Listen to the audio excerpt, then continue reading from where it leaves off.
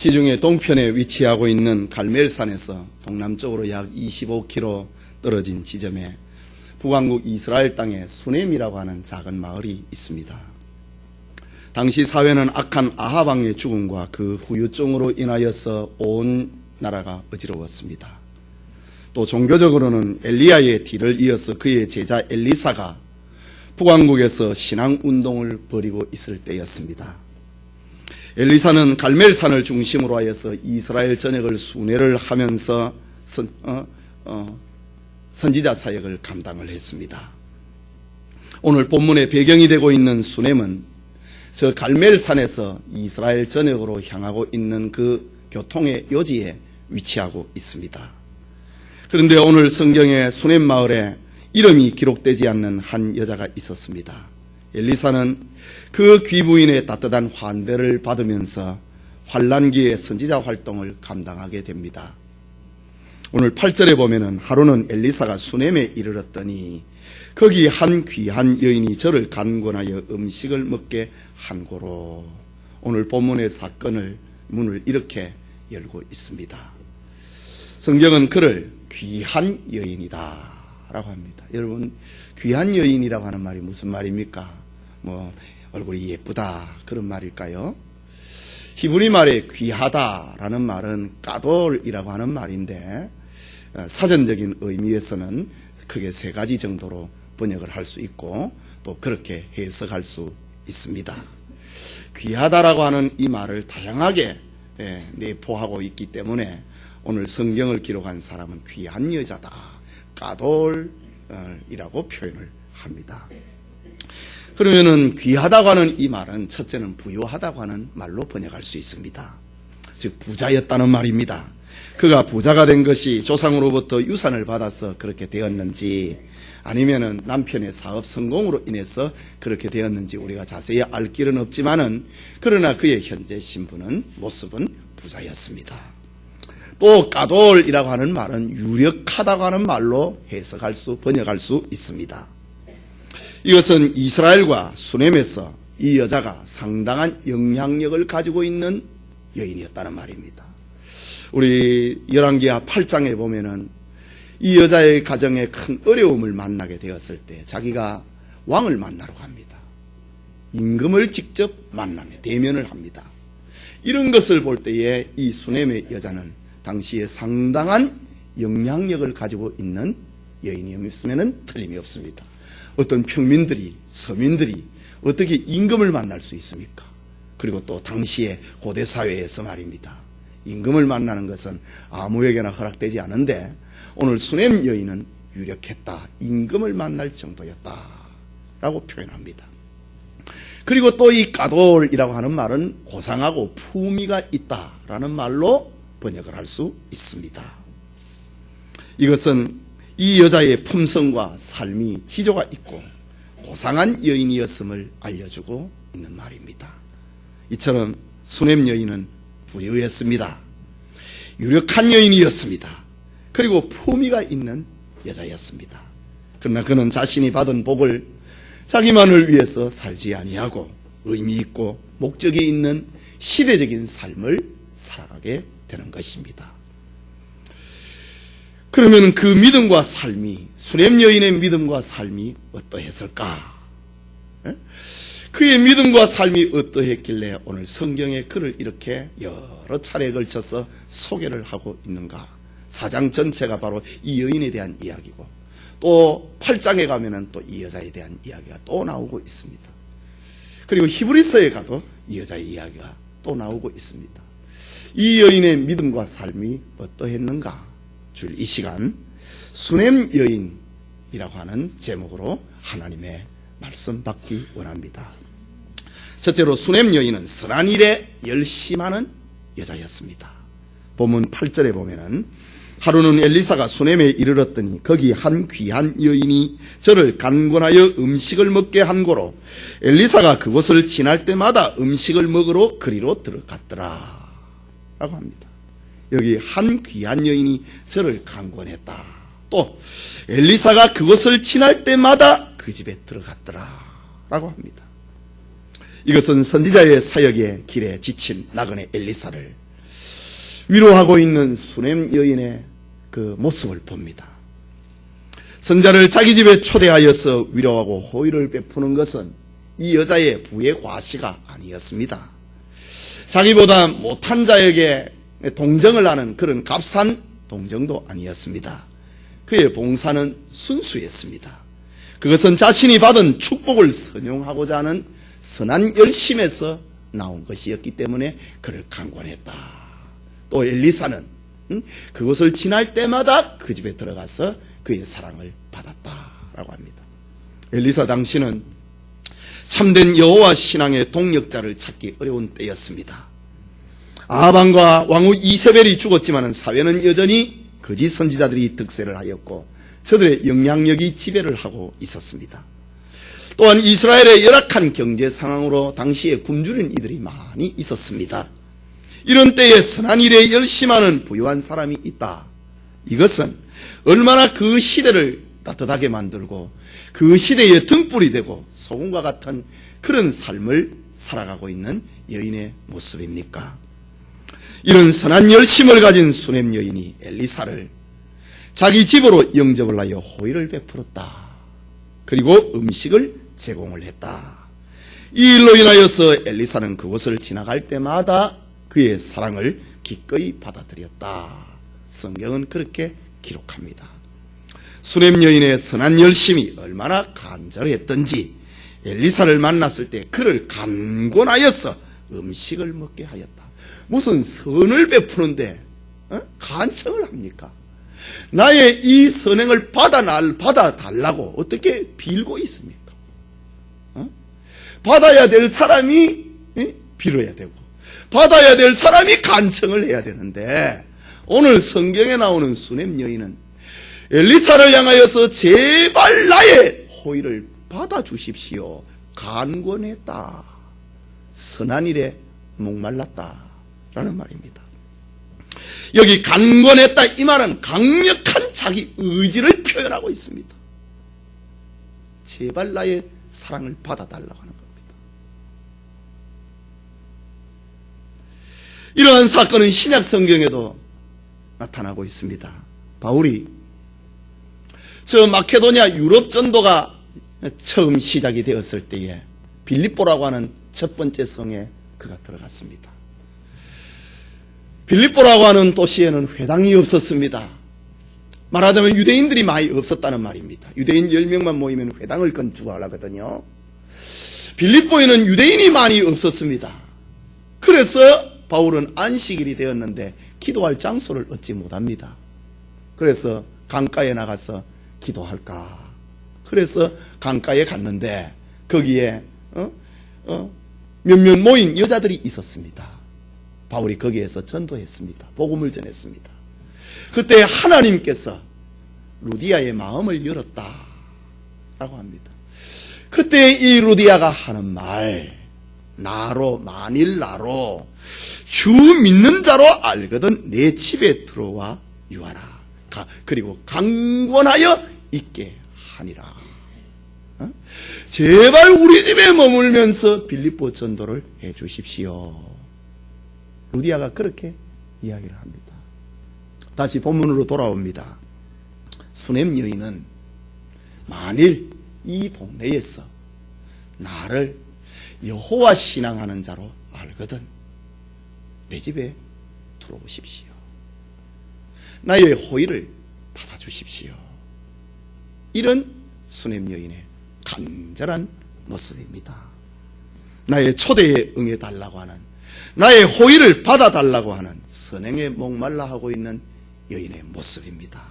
그는 자신이 받은 소유와 물질을, 건강을 이렇게 선한 일을 위해서 마음껏 사용하고 싶어서 목말라 했던 여자였다. 성경은 그것을 우리에게 소개합니다. 두 번째로 수넴 여인은 사람을 분별을 하는 영적인 안목을 가지고 있는 여자였습니다. 9절 말씀을 봅시다. 여인이 그 남편에게 이르되 항상 우리에게로 지나가는 이 사람은, 항상 갈멜에서 이스라엘 전역으로 가려고 하면 이 동네 통과해야 되는 겁니다. 그래 항상 우리에게로 지나가는 이 사람은 하나님의 거룩한 사람인 줄을 내가 압니다. 알고 있습니다. 압니다. 이건 지식적으로도 알고 또 경험적으로도 내가 알고 있습니다. 저 사람은 하나님의 사람이다. 수냄 여자는 그렇게 알았다 이 말입니다. 여기 하나님의 사람이라고 하는 말은 하나님께 소속된 사람이란 뜻입니다. 엘리사는 수많은 이스라엘의 사람들 가운데 하나님 앞에 선택을 받아서 하나님의 소유된 사람인 것을 내가 알고 있습니다 라고 합니다. 특히 수냄 여자가 자기 남편에게 말을 하기를 하나님의 거룩한 사람인 줄을 내가 알고 있습니다. 항상 우리 앞을 지나가는 이 사람은 하나님의 거룩한 사람인 줄 알고 있습니다. 하나님의 사람들 중에 거룩한 사람, 하나님의 사람들 가운데 특별한 사람인 것을 내가 알고 있습니다. 수냄 여인의 영적 안명은 분명한 것이었습니다. 정확한 것이었습니다. 그의 분별력은 바로 그의 신앙이었던 것입니다. 자기가 여호와 신앙을 하고 있는 사람이니까, 하나님을 믿는 사람이니까 하나님의 사람을 바로 알아보았다 이 말입니다. 당시 엘리사는 갈멜산을 중심으로 수냄을 통과하여서 요단과 길갈, 베델 이런 선지자 학교들을 지금 돌아보고 있었습니다. 힘들고 어려운 시대에는 거짓 선지자들이 극성을 부리는 것이 역사가 우리에게 알려주고 있는 증거입니다. 당시에 많은 거짓 선지자들이 있었습니다. 저들이 하나님의 사람 흉내를 내고 백성들의 신앙을 유린을 하고 자기의 권력과 자기의 경제적인 이익을 추구하는 가짜 하나님의 사람들이 있었습니다. 그런데 수냄 여자는 엘리사를 가리켜서 저 사람은 하나님의 사람이다. 저 사람은 하나님의 거룩한 사람이다 라고 분별을 한 것입니다. 이런 영적 분별력을 가지고 남편에게 이야기를 합니다.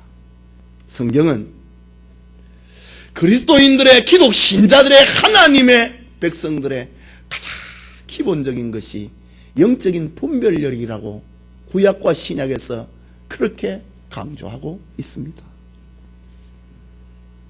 에스겔 선지자가 하나님 앞에 선지자로 부름을 받고 그리고 이스라엘 백성들 가운데서 에스겔 선지자가 해야 할 일을 하나님으로부터 받습니다. 에스겔 44장 23절에 보면은 에스겔이 하나님으로부터 너가 해야 될 일이 이것이라고 가르쳐주는 장면입니다. 44장 23절에 내 백성에게 거룩한 것과 속된 것의 구별을 가르치며 부정한 것과 정한 것을 분별하게 할 것이라. 에스겔 선지자가 하나님으로부터 받은 사명이 거룩한 것과 속된 것을 분별하는 것을 백성들에게 가르쳐 주어라라고 하는 말입니다. 부정한 것과 정한 것을 분별하게 하는 것을 너가 그 가운데서 가르쳐 주어라. 선지자의 사명이 영적 분별력을 갖게 만드는 것입니다. 사도 바울도 로마서 12장 2절에 보면은 너희는 이 세대를 본받지 말고 오직 마음을 새롭게 함으로 변화를 받아 하나님의 선하시고 기뻐하시고 온전하신 뜻이 무엇인지를 분별하라. 사도 바울이 로마에 있는 신자들에게 교리적인 부분을 쫙 얘기를 하고 난 다음에 생활의 부분을 이야기를 하고 있는 그 첫 번째의 분별입니다. 1장에서 11장까지 교리 문제를 바울은 로마서에서 이야기를 했습니다. 그리고 12장에서 16장까지는 생활인데 그 생활의 첫 번째가 영적 분별력이라는 것입니다. 하나님의 기뻐하시고 선하시고 온전하신 뜻이 무엇인지를 분별해라. 이것이 사도의 사명이었고 이것이 선지자의 사명이었고 오늘날 전도자들의 사명이 바로 이것입니다. 성도님, 오늘날 우리에게도 바로 이런 영적 분별력이 있어야 됩니다. 오늘 수냄 여자는 분별력이 있었다. 저 사람은 우리 앞을 항상 지나가고 있는 저 사람은 하나님의 사람, 아니 하나님의 거룩한 사람인 것을 내가 알고 있습니다. 라고 말합니다. 여러분, 우리도 이런 분별력이 있어야 됩니다. 무엇이 참이고 거짓인지, 누가 하나님의 참된 종이고 거짓인지를, 어떤 것이 하나님의 기쁨이 되고 하나님의 영광이 되고 무엇이 하나님의 찬송이 되는지를 분별해야 되는 것입니다. 이것이 성도의 삶의 제1의 원리입니다. 분별입니다. 그래서 성경에는 구석구석에 분별하라고 말을 합니다. 교회에는 이단과 참된 종을 분별을 할 줄 알아야 된다. 또 교회의 사역자들은 교인들로 하여금 분별할 수 있는 걸 가르쳐야 된다 라고 합니다. 오늘 우리에게 수냄 여인처럼 참과 거짓을 분별을 할 줄 아는 영적인 지혜가 있기를 소원합니다. 세 번째로 수냄 여인은 생각이 휴밀한 여인이었습니다. 13절 중간에 보면은 네가 이같이 우리를 위하여 생각이 휴밀하도다. 엘리사가 수냄 여자를 불러놓고 한 말입니다. 네가 이같이 우리를 위하여 생각이 휴밀하도다. 여기 휴밀하다 이 말은 떤다는 말입니다. 휴밀하다 이건 무서워한다라고 하는 말에서 나온 말이 휴밀, 주도면밀이라고 하는 말입니다. 하나님을 두려워하니 하나님의 사람을 두려워한다 이거지. 하나님을 두려워하니 하나님을 내가 믿고 섬기고 있으니 하나님의 사람에게 내가 어떻게 해야 될까? 네 생각이 휴밀하도다 라고 합니다. 이것은 수냄 여자가 어떤 일을 하면서 주도면밀한 것에서 한 걸음 더 나아가서 하나님 앞에 경건한 여자였다는 말입니다. 하나님을 섬기고 대하듯이 지금 엘리사를 그렇게 대했다고 하는 휴밀이라고 하는 말이 하나님 앞에 떠는 그런 마음의 말에서 나온 말이 휴밀이라고 하는 말입니다. 수냄 여자가 자기 남편에게 말을 하고 있는 이 여자의 휴밀함을, 주된 면밀함을 보십시오. 10절에 기록이 되어 있습니다. 저를 위하여 우리가 저를 위하여 작은 방을 담위에 짓고 침상과 책상과 의자와 촛대를 진설하사이다. 저가 우리에게 이르면 거기 유하리이다 하였더라. 작은 방을 담위에 짓는다. 어떻게 담위에다가 방을 짓습니까? 이것은 자기 집의 옥상에 방을 만들자고 하는 그런 말입니다. 팔레스틴 지역의 기후, 습도가 없이 기온만 높아가는 팔레스틴의 기후에서는 뜨거운 여름에도 옥상에서 창문만 열면 시원한 곳이 그곳입니다. 그래서 신분이 높고 특별한 사람들이 거주하는 곳이 가옥의 옥상이었습니다. 또 분주한 아래층보다 조용하고 한적한 곳이 옥상입니다. 엘리사 선지자가 거처하기에 이것보다 좋은 것은 아마도 없었을 것입니다. 엘리사의 집은 저 갈멜산에 있었습니다. 갈멜산 기슭에 뭐 굴을 파고 거처했는지 잘 모릅니다. 거기에서 기도하고 거기에서 밥 먹고 거기에서 쉬다가 또 이스라엘 전역을 한 바퀴 빙 돌고 그 또 집으로 다시 돌아옵니다. 그럼 나가면서 들어오면서 수냄 동네를 통과하는 겁니다. 엘리사의 집이 이 집보다 더 좋은 집이 어디 있겠습니까? 수냄 여자는 임시방편이 아니라 자기 집 옥상에다가 정말 가장 귀한 사람을 모시듯이 자기 집 옥상에다가 방을 짓고 거기다 침상을 놓고 책상을 놓고 의자를 놓고 등대까지 마련하자라고 이야기를 합니다. 여러분 생각이 얼마나 주도면밀한지를 한번 보십시오. 방 만들어 놨으면 됐지, 뭐 침대 만들어 놨으면 됐지, 뭐 책상이 필요하고 의자가 필요하고 등이 필요한가. 그러나 이 여자는 엘리사 선자가 뭐가 필요하냐 이거지. 생각이 휴밀했다. 하나님을 섬기듯이. 여러분 하나님 덤벙덤벙 그렇게 섬기는 거 아닙니다. 하나님을 내 마음대로 믿는 거 아닙니다. 이 여자는 하나님을 섬기듯이 선지자를 그렇게 귀하게 대하고 있습니다. 침상을 놓았다. 또 선지자가 뭐 필요할까? 공부해야 되지. 책상을 만들었다. 의자를 만들었다. 저녁이 되면 어떡하지? 등을 거기에 만들었다. 본문은 지금으로부터 2800년 전에 고대 사회의 이야기지만은 수넴 여자는 이렇게 주도면밀했습니다. 이것은 하나님을 향한 그의 경건한 신앙에서부터 나오는 열심이라고 해야 할 것입니다. 엘리사가 이스라엘 지역을 순회를 하다가 집에 돌아오는 얼마나 피곤하겠습니까? 피곤하면 국에 달하게 되고 휴식이 필요합니다.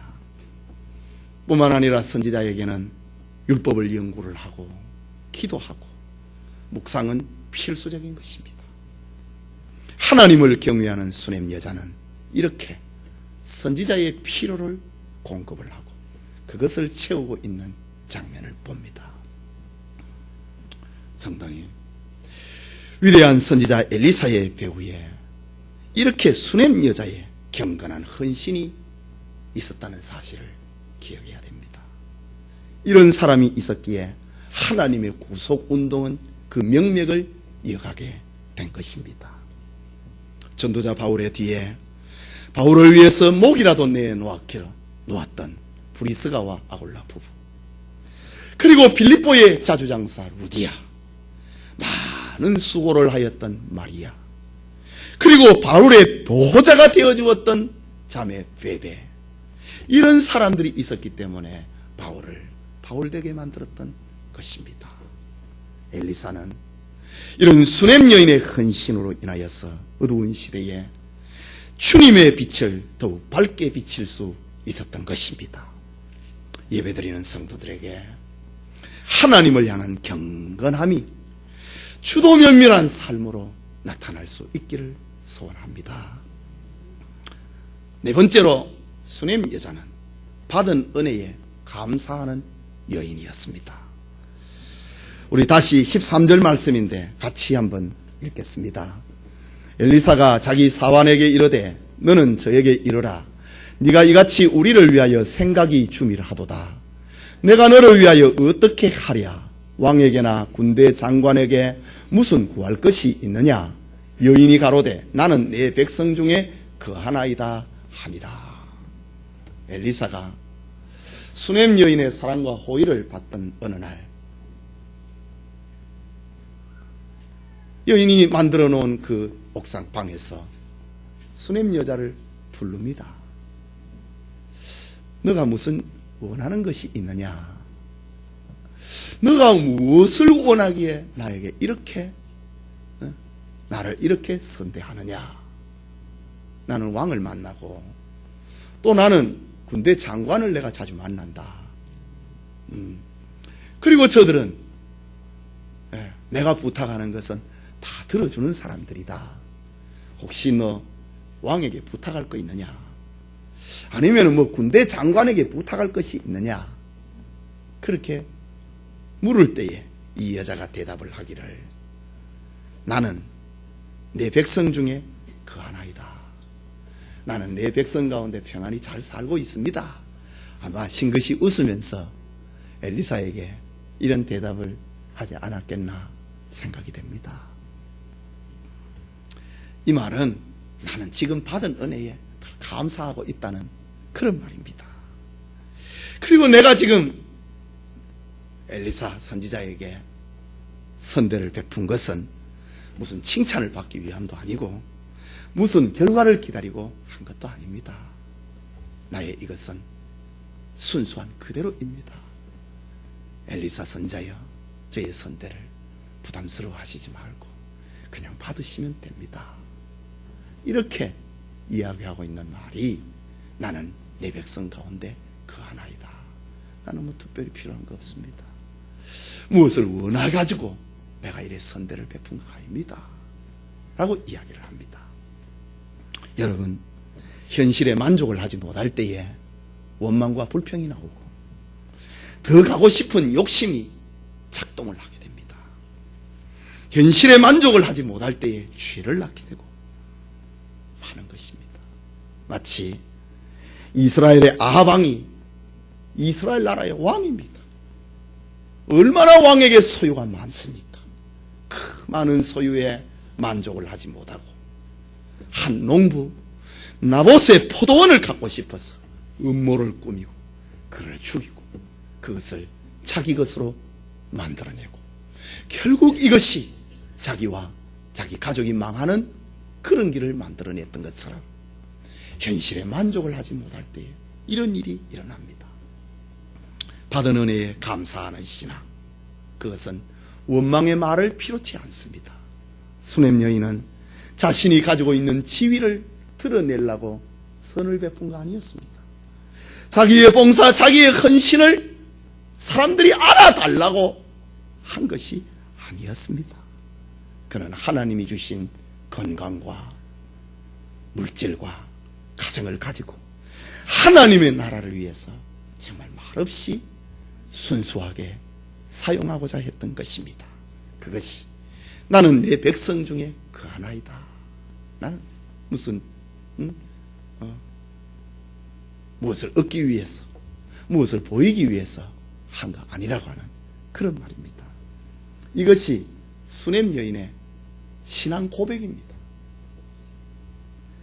이런 그의 신앙을 존중해서인지는 몰라도 성경은 수냄 여인의 이름까지도 기록하지 않습니다. 이 수냄 여인에 대한 이야기는 자주 나오는데 다윗이 늙었을 때에 그를 보필을 하였던 아비삭 수냄 여자입니다. 그리고 솔로몬의 연인이었던 술람 여자 수냄 여자입니다. 그런데 오늘 엘리사 시대에 수냄 여자, 성경에 이름도 없습니다. 이런 수냄 여인의 신앙이 더 아름답지 않습니까? 우리 천당 가면은 당신이 그 사람이었습니까? 아마 인사하게 될 것입니다. 오늘날 교회에서 받은 은혜에 감사하지 못하고 얼마나 많은 말로 인하여서 상처를 입힙니까? 말로 고통을 주고 말로 자기를 나타내려고 합니까? 얼마나 많은 사람들이 열매가 없는 무성한 가지로 인하여서 주님 앞에 살아가고 있습니까? 여러분, 신앙은 말에 있는 것이 아닙니다. 수냄 여자와 같이 행함과 진실함과 순수함에 있는 것입니다. 그래서 바울은 고린도전서 4장 20절에 하나님의 나라는 말에 있는 것이 아니라 행함과 진실함에 있다고 이야기를 했습니다. 이것이 믿음입니다. 이것이 신앙의 능력인 것입니다. 이것이 진짜 믿음인 것입니다. 오늘 우리 교회에 수냄 여인과 같이 많은 말로 자기를 나타내려고 하기보다는 받은 은혜에 감사하는 그런 성도들이 많아지기를 소원합니다. 그렇다면 하나님은 이 수냄 여자를 어떻게 대우하셨을까? 그 결말이 궁금하지 않습니까? 수냄 여인이 마지막으로 수냄 여인이 받은 축복입니다. 16절에 보면은 수냄 여자를 옥탑방에 불러놓고 엘리사가 이야기를 합니다. 엘리사가 가로되 돌이 되면 네가 아들을 안으리라. 또 17절에 여인이 과연 잉태하여 돌이 돌아오매 엘리사의 말한 대로 아들을 낳았더라. 기록합니다. 수냄 여인은 고상한 인격과 품격을 가지고 있었습니다. 그는 재물과 경건을 겸비한 신앙인이었습니다. 그러나 그에게도 부족이 있었습니다. 남에게 말하지 못하는 그의 빈자리가 있었습니다. 그것을 체념을 하면서 나는 이제 그것은 내 것이 아니다. 그렇게 하면서 살았습니다. 그것은 자식이 없다는 것이었습니다. 14절에 보면은 남편은 이미 늙어버렸다. 자식이 없다. 그것을 지금 체험을 하면서 거기에 목말라갖고 이게 사는 게 아니라 나는 지금 이걸로 감사하다. 이게 수냄 여자의 믿음입니다. 이제 대를 이을 수 없게 되었습니다. 이루어놓은 가업도, 조상으로 물려받은 기업도 이제는 다 자기 대에서 끝나는 겁니다. 그러나 이걸 말 안 한다 이제. 하나님의 선지자에게 이걸 말 안 한다 이제. 지금 엘리사는 자기 종 게하시에게 저 사람이 진짜 필요한 게 없냐, 자기 종에게 물어갖고 지금 하는 말입니다. 오늘날과 달리 고대 히브리 사회에서 자식이 없다고 하는 것은 가정의 가장 큰 슬픔입니다. 또 여자에게 있어서 자식을 못 낳는다고 하는 것은 여인의 가장 큰 수치입니다. 이런 여자에게 하나님은 긍휼을 베푸셨습니다. 아들을 주신 것입니다. 하나님께서는 시대마다 자신의 뜻을 이루기를 위하여서 은혜 베풀 자를 이렇게 찾고 있습니다. 여러분, 하나님은요 지금도 자신의 뜻을 이루기를 위해서 은혜 베풀 자를 찾고 있습니다. 불쌍히 여길 자를 지금도 찾고 있습니다. 이걸 받을 그릇이 안 돼서 그렇지, 하나님은 지금도 불쌍히 여길 자를, 은혜 베풀 자를 이렇게 찾고 있는 것입니다. 지금 엘리사 선자를 통하여서 정말 저 여자에게 뭐가 필요하냐 찾고 있지 않습니까? 하나님은 아브라함의 사례를 긍휼히 여기시고 그에게 아들을 주셨습니다. 하나님은 엘가나의 아내 한나를 불쌍히 여기고 그에게 사무엘을 주셨습니다. 오늘 성경에 하나님은 수냄 여자를 불쌍히 여겼다. 하나님은 지금도 불쌍히 여김 받을 자를 찾고 있고 은혜 베풀 자를 지금도 찾고 있다는 것입니다. 계속되는 본문을 보면은 다음 단락입니다. 17절 후반부입니다. 아이가 자라나는데 한참 크다가 아이 머리야 하면서 아이가 큰 병에 들고 죽고 맙니다. 그런데 하나님은 그에게 죽은 가운데서도 아들을 다시 살려내는 부활의 축복까지 그에게 주십니다. 말하자면 수냄 여자는 아들의 성장과 아들의 장래까지 하나님이 보장해 주셨다는 말입니다. 하나님의 축복은 여러분 주신 것으로 끝나지 않습니다. 하나님의 축복인데 왜 이러지? 그건 하나님의 축복 아닙니다. 하나님의 축복은 주신 것으로 끝나지 않고 결과까지도 좋게 만들어 주십니다. 히브리서 11장 35절을 보면은 믿음으로 여자들은 자기의 죽은 자를 부활로 받기도 하며 라는 말을 기록을 합니다. 믿음으로 여자들은 자기의 죽은 자를 부활로 받기도 하며, 이게 누구에 대한 이야기입니까? 바로 엘리사 시대의 수냄 여자에 대한 이야기 아닙니까? 또 복수를 사용을 했으니까 예수님 시대에 아들을 얻었던 나인성의 과부도 해당될 것입니다.